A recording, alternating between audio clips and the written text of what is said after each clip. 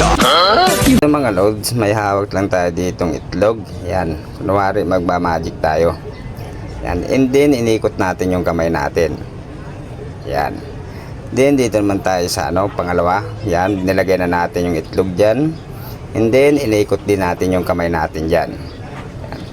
Yan. Yan lang ginawa natin magtingan mga loads. Kayo nang bala sa mga tingan nyo. And then pag meron na kayo nyan, dito tayo mag-split. Pag ikot ng ganyan ni Boy Edit, nakabaliktad na, yan, na ganyan ang itsura niya, split tayo dyan. Then adjust tayo dito. Then yung pag ikot din ng ganyan, yan, ganyan ang itsura niya, split din tayo dyan. Then ito nasa gitna, tanggalin natin.